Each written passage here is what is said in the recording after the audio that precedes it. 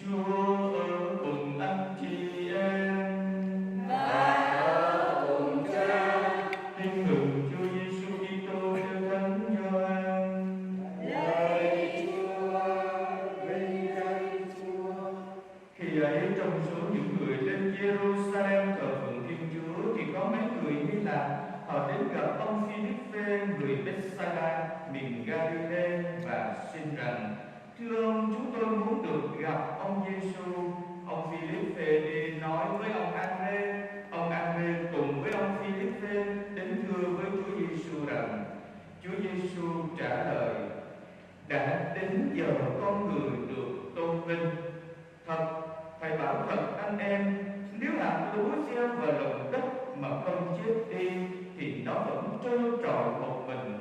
Còn nếu nó chết đi, nó mới sinh được nhiều hạt khác. Ai yêu quý mạng sống mình thì sẽ mất, còn ai liều cả mạng sống mình ở đời này thì sẽ giữ lại được cho sự sống đời đời. Ai phục vụ thầy thì hãy theo thầy, và thầy ở đâu kẻ phục vụ thầy cũng ở đó. Ai phục vụ thầy, cha thầy sẽ quý trọng người ấy. Bấy giờ tâm hồn thầy xao xuyến, thầy biết nói gì đây? Lạy cha, xin cứu con khỏi giờ này. Nhưng chính vì giờ này mà con người đã đến. Lạy cha, xin tôn vinh danh cha. Bấy giờ có tiếng từ trời vọng xuống: Ta đã tôn vinh danh ta, ta sẽ còn tôn vinh nữa. Dân chúng đứng ở đó nghe vậy liền nói: Đó là tiếng sấm. Người khác lại bảo: Tiếng một thiên thần nói với ông ta ấy. Đức Giêsu đáp: Tiếng ấy đã vọng xuống không phải vì tôi mà vì các người. Giờ đây đang diễn ra cuộc phán xét thế gian này. Giờ đây thủ lãnh thế gian này sắp bị tống ra ngoài. Phần tôi, một khi được dương cao lên khỏi mặt đất, tôi sẽ kéo mọi người lên với tôi. Đức Giêsu nói thế để ám chỉ người sẽ phải chết cách nào.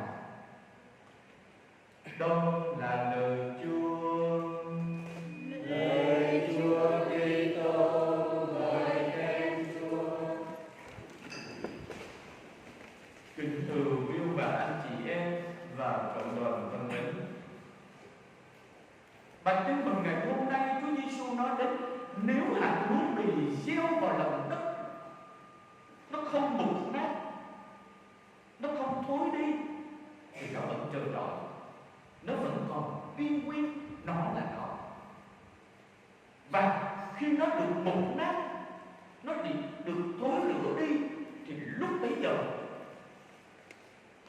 cái tự nhiên của nó đó là sinh những bông hạt.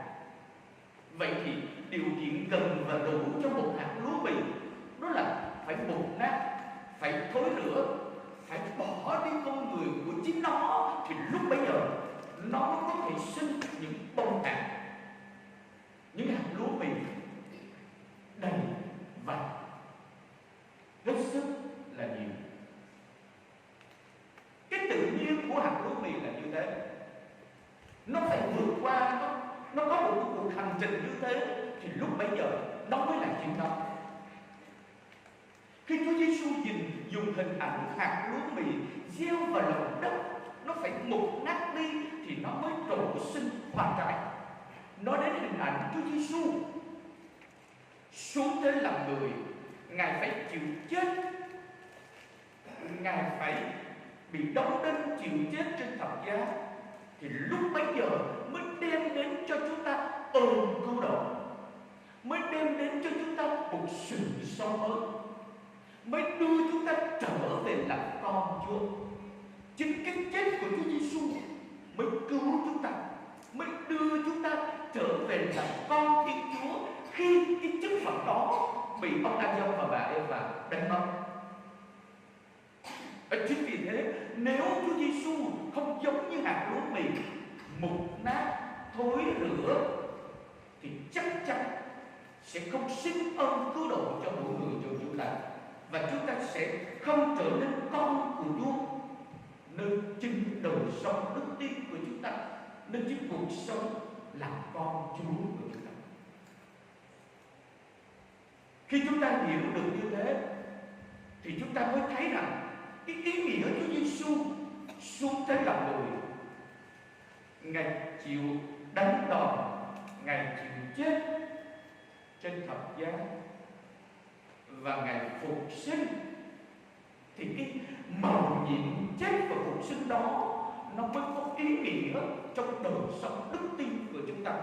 Chứ không, đời sống đức tin của chúng ta trở thành một sự mê tín dị đoan trong đời sống của chúng ta. Nếu chúng ta không tin cái chết và sự sống lại của Chúa Giêsu đem đến cho chúng ta ơn cứu độ và đưa chúng ta trở thành làm con Chúa, thì việc chúng ta sống đức tin của mình trong cuộc sống thường ngày của chúng ta, mỗi một Chủ nhật chúng ta đến nơi nhà thờ này, nó trở thành mê tín dị đoan. Chẳng là gì cả.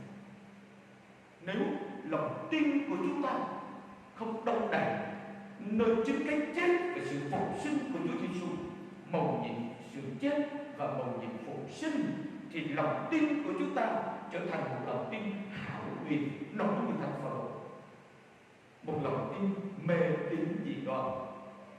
Nhưng quý bà anh chị em và cộng đoàn thân mến, khi quý bà anh chị em ngồi trong nhà thờ này, mỗi một ngày Chủ nhật như thế, cũng như mỗi một ngày thường, quý bà anh chị em đến nơi đây khi tham dự thánh lễ và sống các nghi thức, nơi đó nó mời gọi chúng ta tuyên xưng lòng tin của mình vào Đấng đã yêu thương chúng ta, đã chết cho chúng ta, đã sống lại cho chúng ta và đưa chúng ta trở về làm con Chúa. Và đặc biệt hơn, chúng ta sẽ có sự sống đời đời. Và đối với người Công giáo của chúng ta, chết không phải là hết, mà là chết chúng ta trở về với Chúa, được sống bên Chúa, hưởng lấy sự sống vĩnh cửu và đời đời trên thiên đàng. Điều thứ hai mà bài tin mừng ngày hôm nay nói với chúng ta, khi Chúa Giêsu treo lên thập giá, nơi đó nó không còn là nỗi ám ảnh và sợ hãi đối với người Kitô của chúng ta, mà nơi đó nó được lôi chúng ta, kéo chúng ta trở về làm con Chúa. Nó lôi chúng ta từ những con người tội lỗi, từ những con người chịu sự áp đặt của ma quỷ,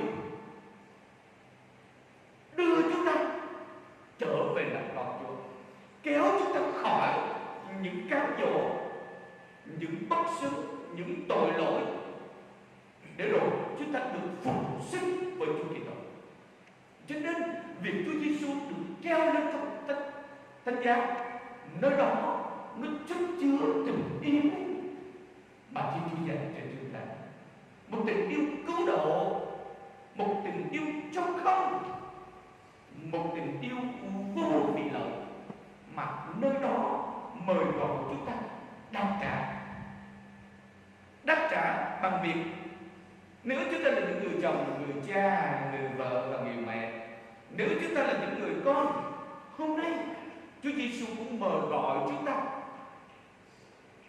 cũng như hạt lúa mì mục nát đi, thối rữa đi, đó là bỏ đi cái tôi của chúng ta, bỏ đi cái ích kỷ nhỏ nhen nơi chính bản thân của chúng ta, để rồi nó thi vào đó chúng ta sẵn sàng chịu mục nát khi mà một ngày sống của một người chồng, một ngày sống của một người vợ, một ngày sống của một người cha, một ngày sống của một người mẹ, ta vất vả, ta lao đao, ta cực khổ, nhưng sự hy sinh đó nó đem đến cho gia đình của chúng ta sự hạnh phúc và bình an.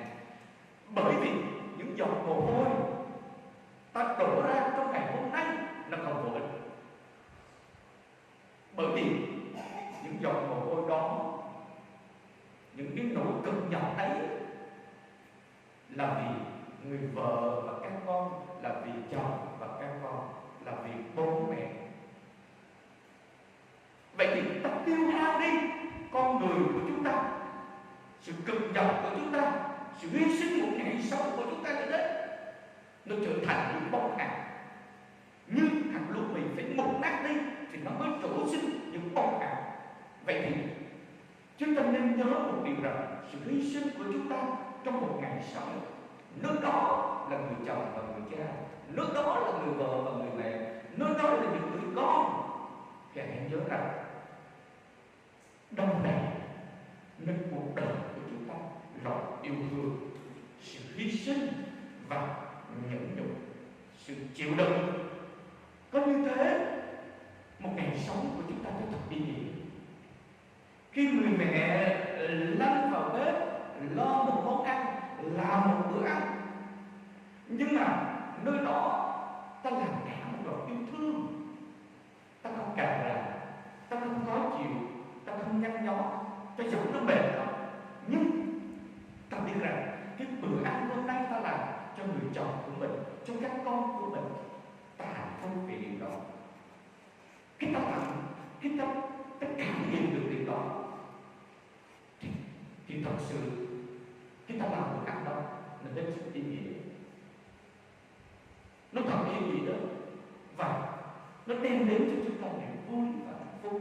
Đừng bao giờ mình tính toán, mình cân đo đong đếm trong mỗi sự hy sinh của chúng ta.